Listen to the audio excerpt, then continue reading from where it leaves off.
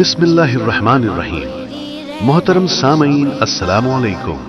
Islamic knowledge, واقعات اور مشہور و معروف علماء کرام کے بیانات کو حاصل کرنے کے لیے ہمارے چینل فاطمہ اسلامک اسٹوڈیو کو سبسکرائب اور شیئر ضرور کریں۔ کہ شروع کے دنوں سے ہی اس کائنات میں، اس دنیا میں ایک معرکہ چلتا آ رہا ہے۔ معرکہ مطلب جنگ، مقابلہ۔ وہ کس چیز کا ہے؟ اقبال کہتا ہے ستیزہ کار رہا ہے ازل سے تا امروز، شروع سے لے کے آج تک ایک مقابلہ چلتا آ رہا ہے۔ وہ مقابلہ کس کا ہے؟ شرار بو لہبی سے چراغ مصطفی کا۔ مصطفیٰ کریم صلی اللہ علیہ وسلم کی چراغ کی روشنی کا مقابلہ ابو لہب کی شرارتوں کے ساتھ۔ تو ایک تو یہ کہ استعارہ ہے، اس سے پہلے بھی فرعون و موسیٰ کا، نمرود و ابراہیم کا علیہم السلام، یہ مقابلہ اس روئے ارضی پر چلتا رہا اور حق و باطل کے معرکے ہوتے رہے اور ہوتے بھی رہیں گے۔ فی زمانہ ہم جو حالات دیکھ رہے ہیں پوری دنیا میں، آج جنگوں کے حالات جو پیش کیے جا رہے ہیں، لوگ تو اب یہ خبریں ایسے سن رہے ہیں، کسی کے ہاں بم گرنے کی، میزائل گرنے کی، تو ایسا لگ رہا ہے جیسے بچے پٹاخے پھوڑ رہے ہیں۔ لوگ یہاں خبریں لے کر کے مزے لے لیتے ہیں، پھر فارورڈ کر دیتے ہیں۔ موت اتنی آسان ہو گئی ہے کہ اللہ کے نبی صلی اللہ علیہ وسلم نے 1400 سال پہلے یہ ارشاد فرمایا تھا کہ ایک زمانہ آئے گا کہ حرج بڑھ جائے گا۔ تو صحابہ نے پوچھا تھا یہ حرج کیا ہے؟ تو حضور اکرم صلی اللہ علیہ وسلم نے ارشاد فرمایا تھا کہ قتل بہت زیادہ ہوگا، ایک دوسرے کا قتل اتنا زیادہ ہونے لگے گا کہ لوگ اس کی پرواہ بھی نہیں کرتے۔ آج مجھے آج بتاؤ، دنیا پوری بہت سارے ایشوز پر بیٹھکیں کر رہی ہے، گلوبل وارمنگ پہ ہے، دنیا میں انوائرمنٹ کی چینجنگ پر، موسم کا تاپمان بڑھ رہا ہے، اس پر میٹنگیں ہو رہی ہیں، بڑی بڑی تنظیمیں بیٹھتی ہیں۔ یہ ڈھکوسلا ہے یہ دنیا کا، یہ مغربی دنیا، ویسٹرن کنٹریز کا دکھاوا ہے۔ یہ اینیمل لاورز کو بھی باہر لے کر کے آتے ہیں، ان کو بہت زیادہ کوریج دیا جاتا ہے، یہ کتے سے پیار کرنے والا ہے، یہ مرغی سے پیار کرنے والا ہے۔ ظالموں، 40,000 نہیں 50,000 لوگوں کو فلسطین میں تم نے ناحق مار دیا، اس پر کوئی بیٹھک نہیں کرتے۔ موت اتنی آسان ہے انسانوں کی۔ جنگ جس سے ہے، مقابلہ جس سے ہے، تمہارا آپس میں برابر کی طاقت کا مقابلہ ہو تو سمجھ میں آئے کہ ایک دوسرے کی فوجوں سے مقابلہ ہے، ادھر کی فوج بھی مر رہی، ادھر کی فوج بھی مر رہی ہے، لیکن نہتے بچوں کا کیا قصور؟ بلکہ وہ گود میں آئے ہوئے ابھی جنہوں نے شعور کی آنکھیں بھی نہیں کھولی، دودھ پیتے بچوں کے جو قتل ہوئے ہیں۔ تاریخ میں آپ نے پڑھا ہوگا فرعون نے 12,000 بچوں کا قتل کیا تھا، صرف اس گمان سے کہ اس نے خواب دیکھا تھا بنی اسرائیل میں ایک بچہ پیدا ہوگا جو اس کی سلطنت کو ہلاک کر دے گا۔ خواب کی وجہ سے کاہنوں نے اس کو بتایا تھا، اس نے خواب یہ دیکھا تھا کہ آسمان سے ایک تارا ٹوٹ کر اس کی گود میں گرا اور آگ لگ گئی۔ تو نجومیوں نے اس کی تعبیر یہ بتائی تھی کہ بنی اسرائیل میں ایک بچہ پیدا ہوگا جو تیری سلطنت کو ہلاک کر دے گا۔ اس ڈر سے بنی اسرائیل میں جو بھی بچہ پیدا ہوتا اس کو قتل کرتا تھا۔ اس نے تقریباً 12,000 بچوں کو قتل کر دیا تھا، اس ڈر سے کہ وہ بچہ تو نہ پیدا ہو جائے جو میری سلطنت کو ہلاک کرنے والا ہے۔ اور وہ موسیٰ علیہ السلام تھے، پیدا بھی ہوئے اور فرعون کے گھر میں ہی پلے۔ اللہ کا نظام ہے۔ لیکن میں یہاں اس لیے بتا رہا ہوں، فرعون ظلم میں پوری دنیا میں مشہور ہے، وہ عورتوں کو بھی ظالم اس طرح سے مارا ہے کہ جس کی تاریخ میں مثال نہیں ملتی۔ لیکن میں نے اپنی زندگی میں دیکھا، آج کے زمانے میں اسرائیل نام سے ایک ناجائز حکومت پر قابض شخص نے 12,000 نہیں 50,000 لوگوں کو سال بھر میں قتل کر دیا۔ یہ تاریخ کا بھیانک چہرہ ہے۔ آج لوگ اس کو ہلکے میں لے رہے ہوں گے، نیوز والے ایک طرفہ رپورٹ کرتے ہیں کیونکہ ان کو ان کے باپ داداؤں سے ڈر ہے، جہاں کی کھاتے ہیں وہاں کی گاتے ہیں۔ لیکن بعد کو یہ سچائیاں جنریشن میں منتقل ہوتی رہیں گی، کبھی تو آئے گا کوئی انصاف کی نظر رکھنے والا۔ اور انسانیت کا قتل کتنا بڑا قتل ہے، ایک شہر کے 50,000 لوگوں کو قتل کر دینا، اور ایسے کہ وہاں کی عمارتیں پورے راکھ کے ملبے میں چلی گئی، صدیاں لگ جاتی ہیں ایک شہر کو بسنے میں، ایک گھر کو بنانے میں آدمی کی اپنی زندگی گزر جاتی ہے، کیا کیا ارمانوں سے گھر بناتے ہیں، لیکن ایک پل میں کسی کا گھر اجاڑ دیا، اس کے سامنے تڑپتے ہوئے اس کے باپ کی لاش ہو، ماں کی لاش ہو، وہ تصویریں کہ آپ نے نہیں دیکھی کہ ایک باپ چھوٹی سی بیٹی کو لے کر کے دوڑ رہا ہے تو اس کا بیٹا الگ پیر اور ہاتھ جلے ہوئے بم سے تڑپ رہا ہے، وہ کس کے درد کو دیکھے؟ یہاں تک کہ میں نے دیکھا کہ بیٹی کو باپ یہ نصیحت کر رہا ہے تھوڑا اور صبر کر لے بیٹا، شہادت ملنے والی ہے۔ کون کرتا ہے یہ؟ موت سے پہلے اپنے بچے کو اتنی تلقین کر دے، حالات ایسے۔ دوسرے ایک کہ وہاں پر کھانے پینے کی ایڈ کوئی جا نہیں سکتی، اس پر پابندی، دوائیاں نہ جائیں اس پر پابندی۔ دنیا کا کوئی قانون اس چیز کو جائز ٹھہراتا ہے؟ مجھے بتاؤ، آتنکواد کا راگ الاپنے والے ان باتوں کو کیا کہیں گے؟ انسانیت اگر کہیں ہے تو اس کا تصور تو کرو۔ کسی کے فنڈامنٹل رائٹس ہوتے ہیں، بیسک رائٹس ہوتے ہیں، کھانا پینا، یہ اس کا انسانی حق ہے۔ دشمنی تم سے جن کی ہے ان کے ساتھ مقابلہ کرو، عام شہریوں کے ساتھ نہیں۔ مخبر صادق رسول اکرم صلی اللہ تعالی علیہ وسلم کی تعلیمات دیکھو، جہاد کو لے کر جو پروپیگنڈا تم پھیلاتے ہو اور ہر چیز کو جہاد کا لفظ دے کر کے ایک ایسا نیریٹو کریٹ کرتے ہو کہ لوگوں کے دماغ میں ایک پروپیگنڈا پھیل جائے۔ آؤ میں تمہیں سناتا ہوں، رسول پاک صلی اللہ تعالی علیہ وسلم جب صحابہ جہاد میں جاتے تو ان کو کن باتوں کی تلقین کرتے تھے؟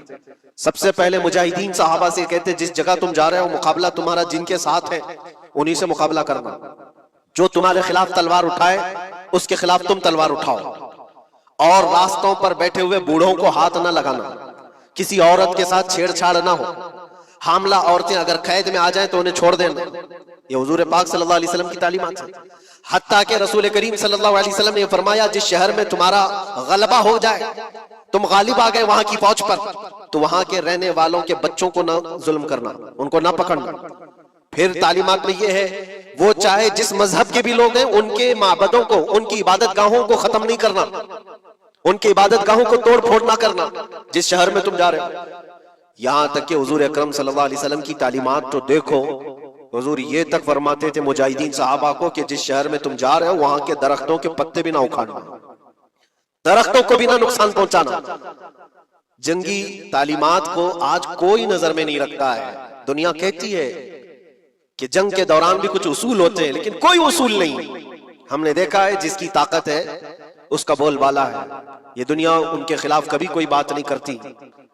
آج سے تقریباً 20 سال پہلے بھی عراق کی کیا حالت تھی آپ نے دیکھا ہوگا، ایک جھوٹے پروپیگنڈے کی وجہ سے پورے عراق کو تباہ کیا گیا، آج تک وہ سنبھل نہیں پایا ہے۔ نیوکلیئر پاور عراق کے اندر موجود ہے، اس کے ری ایکٹر وہاں پر موجود ہے، کیا کیا چیزیں اس زمانے میں پھیلائی گئی، سوشل میڈیا تو نہیں تھا اتنا، دنیا نے یہ مان لیا کہ ہاں دادا کہہ رہا ہے تو ہوگا، اور حملہ کیا اسی بنیاد پر۔ 20 سال ہو گئے آج تک عراق میں کوئی نیوکلیئر پاور پلانٹ نہیں نظر آیا، کہیں نہیں۔ ایک جھوٹے پروپیگنڈے کی وجہ سے وہاں کے کتنے لاکھ لوگوں کو بے گھر ہونا پڑا ہے پتہ ہے۔ کچھ جگہ ایسی ہیں جہاں بم برسائے گئے، آج تک وہاں کوئی سبزہ نہیں اگتا، کوئی وہاں پر فصل نہیں ہوتی۔ میں نے خود اپنی آنکھوں سے دیکھا ایک نیا میدان جس پہ لوگ فٹ بال کھیلتے تھے، چند سالوں کے بعد دیکھو تو پورا میدان قبروں سے بھرا ہوا، قبریں ہیں وہاں پر، پوری قبریں ہیں، لوگوں کو جنازہ اٹھانے کے لیے لوگ نہیں ملتے ہیں، موت اتنی عام کر دی گئی تھی۔ ان باتوں کو کوئی کہتا ہے؟ آپ نے سنا کبھی ابو غریب جیل کے متعلق؟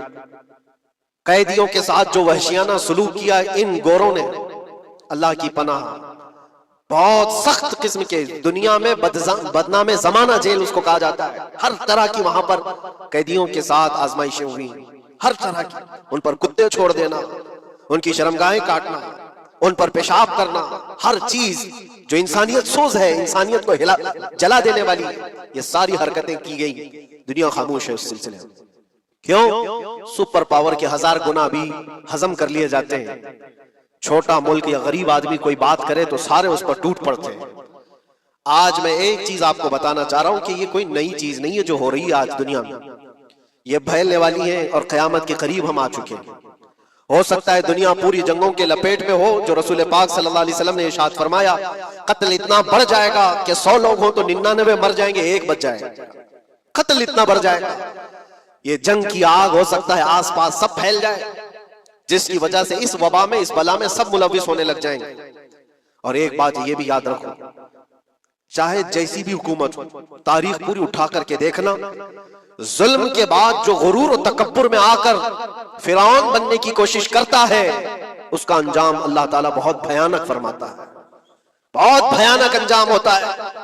اب کے ظالم بھی اپنے انجام کے بہت قریب آ چکے ہیں، انہوں نے ظلم اتنا کیا ہے، وہ بچوں کی آہیں، وہ عورتوں کی چیخیں کیا بارگاہ رب العزت میں نہ پہنچی ہوں گی؟ رب تبارک و تعالیٰ خود فرماتا ہے سَيَعْلَمُ الَّذِينَ ظَلَمُوا أَيَّ مُنْقَلَبٍ يَنْقَلِبُونَ، ان قریب ظالم یہ دیکھ لیں گے کہ کس پلٹی میں اللہ تعالیٰ انہیں گرانے والا ہے۔ جو جال وہ اپنے دشمنوں کے لیے بنتے ہیں اللہ تعالیٰ اسی جال میں ان کو پھنساتا ہے۔ آج دیکھنا آپ تاریخ کی سچائیاں آپ کو اس بات کا جواب دیں گی۔ ظالم یہ سمجھتا ہے کہ میں خدا کے برابر ہو چکا، مجھے کوئی بھی ہلاک نہیں کر سکتا۔ اللہ تعالیٰ فرماتا ہے اینما تکونوا یدرککم الموت ولو کنتم فی بروج مشیدہ، تم مضبوط قلعے میں کیوں نہ بیٹھے ہو، موت تمہارے پاس آ کر پکڑ لے گی۔ اور رب تبارک و تعالیٰ کے لیے کوئی چیز ناممکن ہے۔ لوگ آج ہوا بناتے ہیں کہ ایئر ڈیفنس سسٹم اتنا بڑا ہے کوئی کچھ نہیں کر سکتا، ایک چھوٹے سے پدے سے ایک ناجائز کنٹری کو محفوظ دکھانے کے لیے دنیا پتہ نہیں کیا کیا باتیں وائرل کرتی ہے۔ اسرائیل کے پاس آئرن ڈوم ہے، ایئر ڈیفنس سسٹم اتنے بڑے ہیں، کوئی نہیں آ سکتا۔ وہ خدا ہے؟ کوئی خدا ہے؟ لیکن دنیا آج دیکھ رہی ہے، بہت ساری چیزوں کو دیکھ رہی ہے۔ مجھے یہاں پر کسی کے سلسلے میں نہیں کہنا ہے، لیکن ایک بات کہنا ہے کہ نشہ میں چور، گھمنڈ میں چور جو بندہ ہوتا ہے اللہ تعالیٰ کبھی اس کو مچھر سے بھی ہلاک کرتا ہے۔ بہت بڑی طاقت کا اس سے مقابلہ ہونا ضروری نہیں، تمہارے پاس ہوگا بہت بڑا سسٹم، لیکن رب تبارک و تعالیٰ جب انتقام لے لے تو پھر تمہارے لیے بہت بڑی طاقتوں کی ضرورت نہیں۔ آپ ہمیں تاریخ بتاؤ، عراق میں نمرود ایک زمانے میں اس طرح کی حرکت کیا تھا کہ اس نے بہت بڑی عمارت بنائی تھی، اور اس کے مطابق بات یہ تھی کہ وہ 1000 لوگوں سے تنہا لڑ سکتا تھا، اتنی اس کی طاقت تھی۔ شیر سے خود مقابلہ کرتا تھا، کبھی ڈرتا نہیں تھا۔ نمرود کی طاقت مشہور تھی اس زمانے میں، اور سارے لوگ اس کی طاقت کا لوہا مانتے تھے، حتیٰ کہ وہ کبھی اپنی زندگی میں بیمار نہیں ہوا تھا۔ آدمی جب بیمار نہیں ہوتا تو اس کا غرور بڑھ جاتا ہے، سوچتا ہے مجھے کچھ ہو نہیں سکتا۔ نمرود نے اس کے بعد یہ دیکھا ساری دنیا میرے قبضے میں ہے، طاقت و دولت کے ذخیرے سب اس کے پاس سے، لیکن ایک چیز نہیں تھی، موت پر کنٹرول۔ اس کو کیسے کیا جائے کنٹرول؟ یعنی مرنے سے بچ تو نہیں پائے گا، یہ کنٹرولنگ پاور بھی ہمارے پاس ہونا چاہیے۔ اس نے ایک بہت بڑی عمارت بنائی، کہا کہ خدا آسمانوں میں ہوتا ہے، ہم اتنی بڑی عمارت بنائیں گے کہ ان عمارتوں پر چڑھ کر خدا کو للکاریں گے۔ آجا میں مقابلہ کرتا ہوں، اور مقابلہ کر کے میں خدا کو گرا دوں گا کسی بھی طرح سے۔ اگر مجھ سے نہ ہو سکے تو پوری فوج کو تیار کروں گا، خدا سے لڑائی لڑ کر کے ایک بار وہ موت اور حیات کا پاور اپنے ہاتھ میں لے لیں گے، پھر ہم کو جب تک چاہے جینا ہے۔ کہاں کی خام خیالی، لیکن اس نے بنایا، پوری دنیا بھر سے لوگوں کو جمع کیا، سب کی زبان ایک بنایا، سب کی کرنسی ایک بنایا، ساری اس پوری دنیا کے لوگ اس کی فوج میں، سب کو یہ باور کرانا شروع کیا کہ ہماری لڑائی ہے دنیا سے نہیں، ہماری لڑائی کریٹر سے، خالق سے۔ ہم اس سے پاور چھین لیں گے ایک بار، اور پھر اپنے ہاتھ میں موت و حیات کا کنٹرول رکھیں گے۔ جس کو جتنی لمبی عمر چاہیے میں دوں گا، جس کو جب تک جینا ہے میں دوں گا، ازل سے لے کر ابد تک۔ یہ سارے خیالات اس کے تھے، اور اس نے جمع کیا، عمارت بھی بنایا، فوج بھی تیار کیا۔ کیا رب تبارک و تعالیٰ یہ نہیں دیکھ رہا تھا؟ اس کی تیاری، اس کا جمع کرنا، اس کی عمارت بنانا، بہت دنوں تک یہ سب کام چلتا رہا۔ رب تبارک و تعالیٰ کسی سے غافل نہیں، دلوں میں گزرنے والے حالات سے بھی بے خبر نہیں، لیکن بندے کو رب تبارک و تعالیٰ ڈھیل دیتا ہے۔ قرآن میں رب تعالیٰ فرماتا ہے وَلَا يَحْسَبَنَّ الَّذِينَ كَفَرُوا أَنَّمَا نُمْلِي لَهُمْ خَيْرٌ لِأَنفُسِهِمْ إِنَّمَا نُمْلِي لَهُمْ لِيَزْدَادُوا إِثْمًا۔ کافر جو ان کو ڈھیل ملی ہے یہ نہ سمجھیں کہ ہم نے جو ان کو چھوڑ رکھا ہے ان کے لیے بہتر ہے، بلکہ اس لیے ہم چھوڑ رکھے ہیں کہ وہ اور زیادہ کریں، اور زیادہ کریں، لِيَزْدَادُوا إِثْمًا وَلَهُمْ عَذَابٌ مُّهِينٌ، پھر ہم ذلت والا عذاب انہیں دینے والے ہیں۔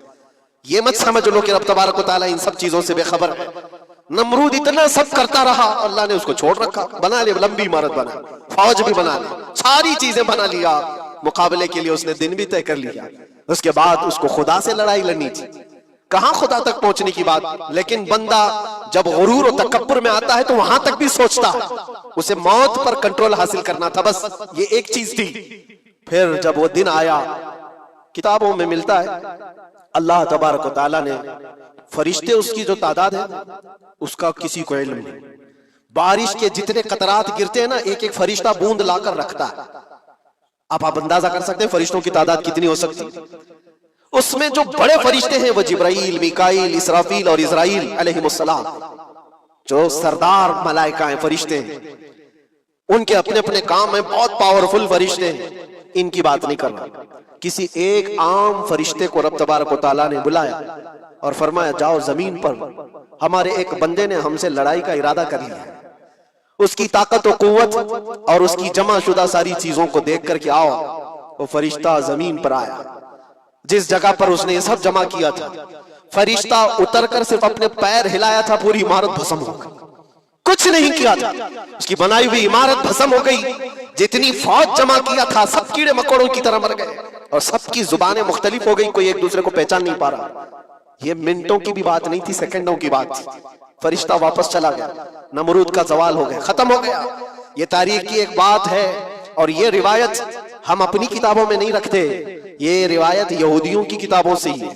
یہودی اس بات کو یقین کرتے ہیں، اور اسی وجہ سے اس بات پر وہ دوبارہ عمل کرنے کے لیے پھر کوشش میں ہے. نیو ورلڈ آرڈر جو کہا جاتا ہے، پوری دنیا کو اکٹھا کرنا، ایک کرنسی بنانا، ایک لینگویج پر لانا، اور سب کو ملا کر کے ایک طاقت حاصل کرنا، سپیس پر جانا، اور پھر وہی چیزیں دہرانی جا رہی ہے دنیا.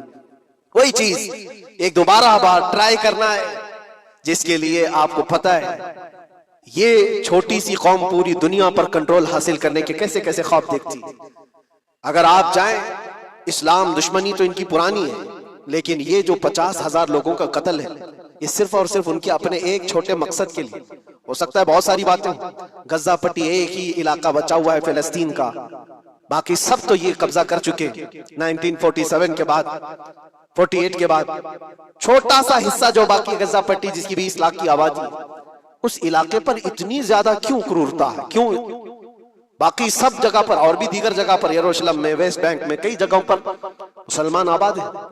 یہ غزہ کے لیے کیوں اس قدر سختیاں ہیں؟ دنیا کو بتانے کے لیے تو یہ ایک آتنکواد جماعت ہے حماس، جس کا مقابلہ کرنے کے لیے ہم یہ حملے کر رہے ہیں. لیکن آج تک یہ دنیا کو بتا نہیں سکے کتنے حماسیوں کو قتل کیا، کتنے حماس کے لوگ پکڑے گئے، کتنوں کو مارا گیا. چند ہوں گے، لیکن اس کے بدلے میں جو بھاری قیمت چکائی ہو غزہ کے نہتے لوگوں نے، 50,000 لوگوں کا قتل، یہ تو ریکارڈ پہ دکھ رہا ہے. باقی اللہ عالم، باقی کتنے ہیں جن کی تعداد مل نہ سکی ہو. بعض دانشوروں نے یہ بھی بتایا اس کو صرف اور صرف ایک کینل بنانا ہے جو دنیا کی ٹریڈنگ پر قبضہ حاصل کرنے کے لیے. جو سوئس کینال ہے ایجپٹ کا، جس سے میڈیٹرینین سی سے لے کر کے گزرتے ہیں، 2 سمندروں کو جوڑنے کے لیے ایک کینل ہے مصر میں، ایجپٹ میں، جہاں سے ایجپٹ ہر گزرنے والے جہاز سے ٹیکس لیتا ہے، ہر گزرنے والے جہاز سے ایک بھاری قیمت لیتا ہے، جس سے ٹریڈنگ پر اثر بھی رہتا ہے. اور جب وہ چاہے بند کرے، 2 مرتبہ اس نے بند بھی کیا تھا تاریخ میں 1950 کے وقت. اور یہ خواب دیکھتا ہے اسرائیل کہ ہم اپنی ہی جگہ سے ایک کینل بنا لے تقریباً 300 کلومیٹر، جس کے لیے اس کو غزہ حاصل کرنا بہت ضروری ہے. یہ بعض لوگوں کی اپنی تحقیق ہے. تو کیا کوئی اپنے مفاد کا حاصل کرنے کے لیے 50,000 لوگوں کا قتل کر سکتا ہے؟ دنیا کو یہ بھیانک چہرہ بھی تو معلوم ہونا چاہیے. اگر ان کو کوئی راستہ بنانا ہے تو اس کے لیے انسانیت کا قتل کرنا ہے. میں آپ کو ایک بات عرض کیے دیتا ہوں، قرآن پاک نے جو فرمایا وہ حق ہے، 100% حق ہے. اللہ نے فرمایا، میں نے خطبے کے بعد جو آیت پڑھی، وَضُرِبَتْ عَلَيْهِمُ الذِّلَّةُ وَالْمَسْكَنَةُ، اللہ فرماتا ہے ان پر ذلت اور غربت لکھ دی گئی. کس پر؟ یہودیوں کے مطابق. وَبَاءُوا بِغَضَبٍ مِّنَ اللَّهِ، اور اللہ کے غضب میں رہیں گے وہ ہمیشہ. آپ سورہ فاتحہ میں پڑھتے ہیں نا، غیر المغضوب علیہم ولا الضالین. مغضوب کا مطلب کیا ہے؟ جن پر اللہ کا غضب ہوا، اور وہ یہود قوم ہے. قرآن پاک کی میں آپ کو بات بتا رہا ہوں. اور اللہ تعالیٰ فرماتا ہے وجہ کیا ہے؟ ذالک بانہم کانوا یکفرون بآیات اللہ، وہ اس لیے کہ اللہ کی نشانیوں کو ٹھکراتے ہیں. ویقتلون النبیین بغیر حق، اور اللہ کے نبیوں کو ناحق قتل کرتے ہیں. اب دنیا کو یہ افسوس ہو رہا ہوگا، جیسے میں نے ابھی بتایا 50,000 لوگوں کا قتل وہاں کر دیا. ایران میں گھس گیا، شام میں گھس گیا، لبنان میں گھس گیا، ہر جگہ مار مار مار اور لوگوں کا قتل. میرے عزیزو، یہ تو عام لوگوں کا قتل ہے، اور قرآن یہ کہتا ہے یہ وہ قوم ہے جو اللہ کے نبیوں کو قتل کرتی تھی. اور تاریخ میں ہے تقریباً 10,000 نبیوں کو انہوں نے قتل کیا ہے. 10,000 نبیوں کو انہوں نے قتل کیا ہے، صرف اپنی من مانی بات نہ پائے جانے کی وجہ سے. حضرت زکریا علیہ السلام کی بات معلوم ہے؟ یہ تو بیت المقدس کے متولی تھے، زکریا علیہ السلام بیت المقدس کے امام تھے جن کا ذکر ہے قرآن پاک میں۔ حضرت زکریا علیہ السلام کے پیچھے یہی قوم جو ان کی امت میں تھی، یہودیوں کے لیے بھی وہ مقدس نبی تھے، لیکن ان ظالموں نے حضرت زکریا علیہ السلام کو دشمنی میں رکھ کر کے ایسا قتل کیا تھا، اللہ اکبر۔ زکریا علیہ السلام ان سے بھاگ کر کے نکلے تھے اور ایک درخت کو جا کر کہا، اے درخت کھل جا، میں تجھ میں آتا ہوں۔ درخت کھل گیا، حضرت زکریا علیہ السلام اس میں اندر چلے گئے، درخت پھر بند ہوا۔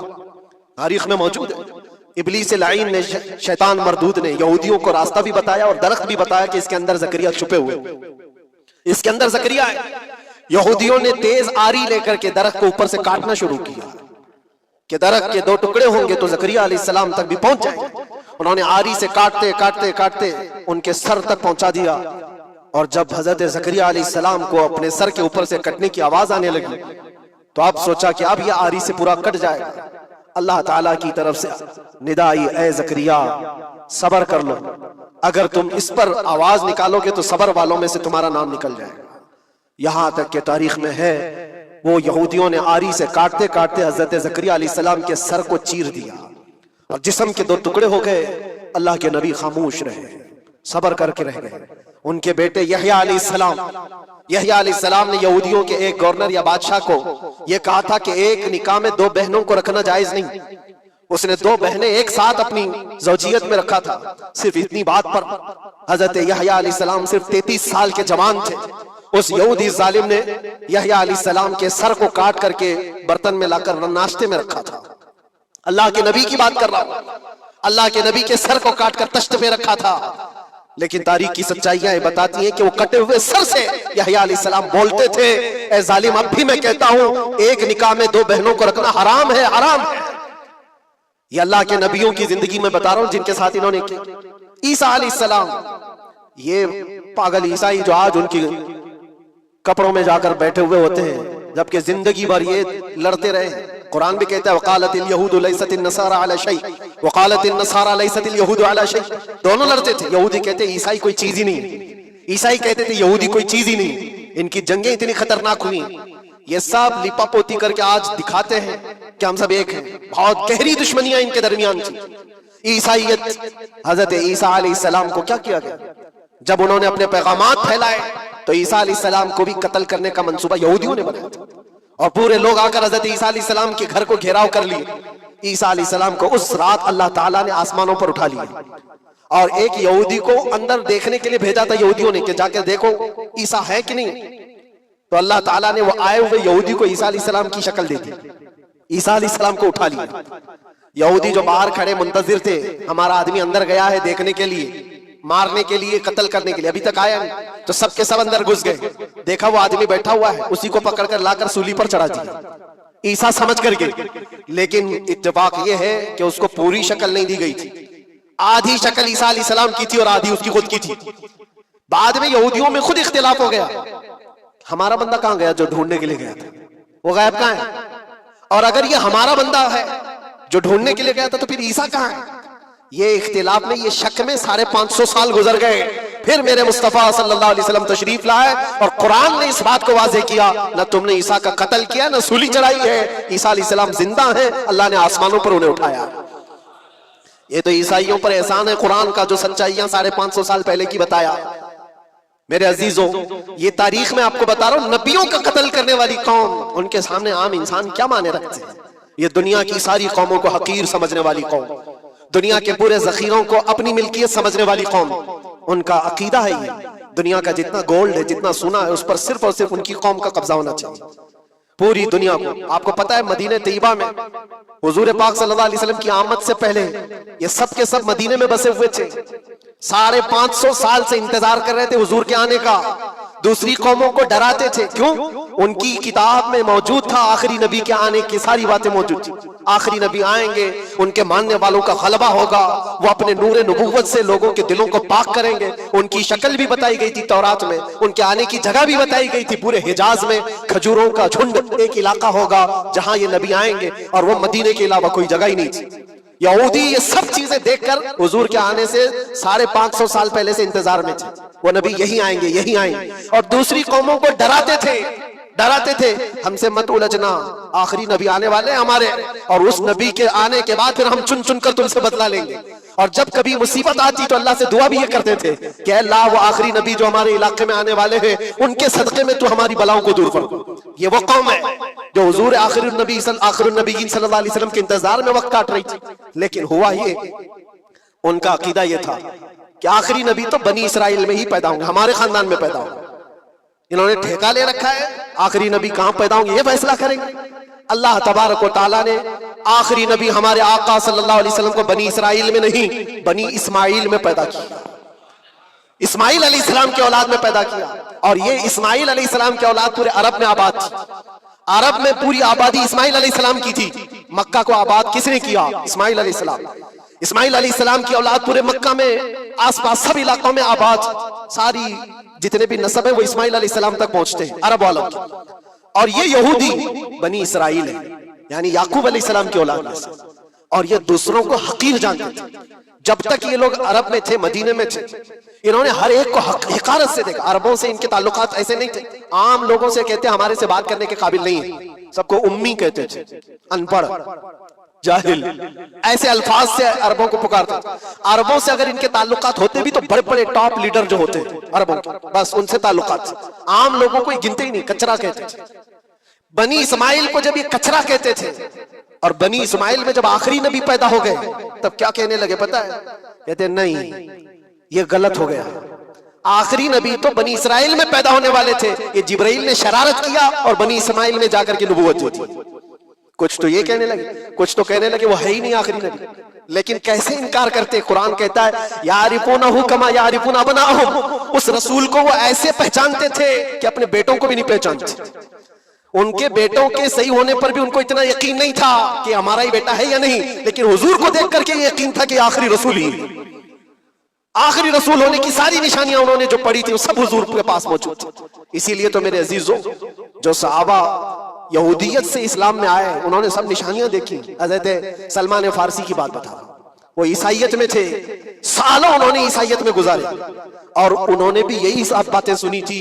یثرب ایک علاقہ ہے حجاز میں، کھجوروں کے باغات کا جھنڈ ہے، وہاں پر آخری نبی وہیں آنے والے ہیں۔ تو یہ کہاں سے آئے تھے؟ سلمان فارسی عراق سے آئے تھے، مدینے میں آ کر غلام بن گئے، ایک کھجوروں کے باغ میں کام کرتے تھے برسوں تک۔ پھر وہ وقت آ گیا جب حضور پاک صلی اللہ تعالی علیہ وسلم مکہ سے ہجرت کر کے مدینے آئے تھے۔ مسجد قباء جہاں ہے وہاں 14 دن تک حضور قیام کیے ہوئے تھے۔ تو وہ باغیچے کا جو مالک ہے، سلمان فارسی کا جو مالک تھا، اس کا بھتیجا آ کر کے خبر دیتا ہے، چاچا سنا ہے ایک نئی خبر، یثرب میں ایک شخص آیا ہے مکہ سے، حسین چہرہ ہے، گلابی رنگت ہے، بولتا ہے تو لوگ سب اس کی طرف دیکھتے ہیں، اور وہ کہتا ہے کہ میں اللہ کا آخری رسول ہوں۔ یہودی کا بھتیجا اپنے چاچا کو یہ خبر دے رہا ہے۔ سلمان فارسی کھجور کے درخت کے اوپر بیٹھے کھجور کاٹ رہے تھے یا صاف کر رہے تھے، یہ خبر سنے کہ وہاں سے چھلانگ لگا کر نیچے آ گئے، جس کے انتظار میں تو سالوں گزار دیا تھا۔ کیا کہا تم نے؟ مالک نے ایک تھپڑ رسید کیا اور کہا تو غلام ہے، آقاؤں کی بات میں دخل اندازی مت کر، جا تو اپنا کام کر۔ لیکن ان کی بے چینی تھی کہ وہ اگر آخری رسول آ چکے تو میری زندگی کا تو مقصد یہی ہے۔ پھر انہوں نے وقت نکالا دن کا اور حضور پاک صلی اللہ علیہ وسلم کے پاس پہنچ گئے۔ جب رسول کریم صلی اللہ تعالی علیہ وسلم صحابہ کے ساتھ موجود تھے، دیکھیں علامتیں جو انہوں نے پڑھی تھی اپنی کتابوں میں، وہ سب جانچنا بھی چاہتے تھے۔ کھجوریں لے کر کے گئے اور کہا یا رسول اللہ یہ قبول کیجیے، یہ صدقہ ہے۔ حضور نے لیا اور سب کو بانٹ دیا، اس میں سے کچھ بھی نہیں کھایا، کیونکہ سلمان فارسی نے یہ پڑھا تھا کہ آخری رسول صدقہ نہیں کھائیں گے۔ ایک نشانی دیکھ لی انہوں نے۔ دوسرے دن آئے، پھر وہ موقع نکالا اور کھجوریں لی اور آئے، حضور سے آ کر کے کہا کہ یہ لیجئے، قبول کیجیے، یہ ہدیہ ہے۔ حضور نے خود بھی کھایا اور سب کو تقسیم کیا، کہا یہ کتاب میں موجود ہے، وہ آخری رسول ہدیہ کو انکار نہیں کریں گے، تحائف قبول کریں گے۔ دو علامتیں دیکھی۔ پھر ایک دن، تیسرا دن تھا، رسول پاک صلی اللہ علیہ وسلم ایک جنازے میں تھے، تہبند تھی حضور کے، چادر تھی جسم کے اوپر۔ سلمان فارسی ایک اور نشانی دیکھنے کے لیے آئے ہوئے تھے جو کتابوں میں پڑھی تھی، کبھی حضور کے دائیں آتے، کبھی بائیں آتے، کبھی آگے کبھی پیچھے، پوچھنے کی یا کچھ بات کرنے کی کوشش کر رہے تھے۔ حضور صلی اللہ علیہ وسلم نے ان کو دیکھ لیا اور کہا سلمان آ جاؤ ادھر۔ ادھر بلایا، اپنی چادر ہٹائی اور کہا یہ مہر نبوت دیکھنے کے لیے آئے تھے۔ تو حضور صلی اللہ علیہ وسلم کے کندھوں کے بیچ میں ایک ایسا سفید نشان تھا جس کو مہر نبوت کہا جاتا ہے، وہ سورج سے زیادہ چمکتا تھا دونوں کندھوں کے بیچ میں. اور حضرت سلمان فارسی کو دیکھنے کے لیے آئے تھے، اور حضور نے ان کے پوچھنے سے پہلے چادر ہٹائی اور کہا یہی دیکھنے آئے تھے. سلمان فارسی نے کہا میں تو ایک چیز دیکھنے آیا تھا، آپ نے دو چیز بتا دی. کیا چیز؟ میں تو مہر نبوت دیکھنے آیا تھا، آپ نے دکھا بھی دیا اور میرے دل کی بات کی خبر بھی آپ نے بتائی ہے. نبی کو علم غیب بھی ہوتا ہے. اور سلمان فارسی نے کلمہ طیبہ پڑھ لیا. اسی سلمان فارسی کو آزاد کرانے کے لیے میرے آقا صلی اللہ علیہ وسلم نے صحابہ کے ساتھ مل کر کے 500 کھجور کے درخت لگائے تھے اور ایک باغیچہ دے کر کے اس یہودی سے آزاد کروایا تھا. یہ اللہ کے نبی صلی اللہ علیہ وسلم کے پاس وہ صحابہ جو آئے تھے یہودیت سے یا عیسائیت سے، وہ جانتے تھے حضور کو، لیکن یہ اتنی خطرناک قوم ہے جن کو اللہ تعالیٰ نے دلوں پر مہر لگایا. یہ یہودی جو ایمان نہیں لائے اور یہ قیامت تک اسی طرح غضب میں رہنے والے. آج ان کا ابھار اگر آپ دیکھ رہے ہو تو شاید تاریخ پتہ نہیں ہوگی کہ کتنی ذلت کی زندگی بھی گزاری، کس طرح بھیک مانگے. آج یا اپنی تاریخ کو کہیں پر بھی سوشل میڈیا میں گردش کرتے ہوئے نہیں دیکھ سکتے، پابندی ہے پوری دنیا میں. ہٹلر کے قتل عام کے بارے میں نہیں بول سکتا کوئی، یہودیوں کو اتنا مارا تھا اتنا مارا تھا، نہیں، دنیا میں یہ بولنے پر پابندی ہے. ان کے کسی بھی پرانی تصویریں دکھانے پر پابندی ہے. آج خود اپنے ملک میں ہونے والے حملوں کی تصویر نہ دکھائی جائے، اس پر پابندی ہے. یہ تو تم کب تک عیب چھپاتے رہو گے؟ جہاں سڑن ہوتی ہے بدبو آئی جائے گی. اور ان قریب میرے عزیزوں قرآن کی وہ بات یاد رکھو، اللہ نے فرمایا سَيَعْلَمُ الَّذِينَ ظَلَمُوا أَيَّ مُنْقَلَبٍ يَنْقَلِبُونَ. ان قریب ظالم یہ دیکھ لے گا کہ اللہ اس کو کس کھائی میں گرانے والا ہے. کیا ابرہا بہت سارے منصوبے بنا کر کعبہ ڈھانے نہیں آیا تھا؟ اللہ نے ابابیل چڑیوں سے اس کو ہلاک کیا تھا، فرعون کو پانی سے غرق کر دیا تھا، نمرود کو مچھر سے ہلاک کر دیا تھا. بڑے بڑے طوفانی طاقتوں کے بادشاہ دنیا میں آئے، لیکن اللہ نے ان کو بہت چھوٹی طاقتوں سے ہلاک کیا. لوگ آج یہ مقابلہ کمپیریزن کرتے ہوئے بیٹھے رہتے ہیں. ایک طرف ایران ہے، ایک طرف غزہ ہے، ایک طرف سپر پاور حکومتیں ہیں. یہ سارے کمپیریزن دنیا کے ہو سکتے ہیں، لیکن رب تبارک و تعالیٰ کی بادشاہت اور اس کی سلطنت جب انتقام پر آ جائے تو پھر میرے عزیزوں کسی ملک کی بھی ضرورت نہیں، صرف ہواؤں سے مولا تعالیٰ طاقتوں کو ختم فرما دیتا. دنیا میں پھیلے ہوئے ایک کورونا کو تم قابو میں نہیں کر پا رہے تھے. ایک چھوٹا سا کیڑا ہوگا، ایک بیکٹیریا ہوگا جس کو کنٹرول میں نہ لا سکے اور کروڑوں موتیں ہو گئی. کون تھا یہ؟ موتوں پر کنٹرول تمہارے پاس کیوں نہیں آیا؟ سپر پاور طاقتیں بے بس نہیں تھی 2 سال پہلے؟ نہیں دیکھا آپ نے؟ اور رب تبارک و تعالیٰ جب چاہے تو یہ پکڑ ظالموں کے ساتھ فرمائے گا. آج کے دور میں دعائیں بھی یہ کرو اور انجام کا انتظار بھی کرو. یہ تمہارا بھی امتحان ہے میرے عزیزوں. جو آگ پڑوس میں لگی ہے اس کی چنگاریاں تمہارے گھر کو بھی جلا سکتی ہیں. اپنے برے اعمال سے توبہ کرو، اللہ کے غضب سے ڈرو کہ اس کی پکڑ نہ آئے. اللہ تبارک و تعالیٰ کہنے سننے سے زیادہ عمل کی توفیق عطا فرمائے. اور جو ناحق مارے گئے بچے ہیں، مولا تعالیٰ ان بچوں کو مارنے والے ظالموں کو خطرناک انجام تک پہنچائے، انہیں کیفر کردار تک پہنچائے. رب تعالیٰ انہیں عذاب علیم میں گرفتار فرمائے. وآخر دعوانا الحمدللہ رب العالمین. السلام علیکم.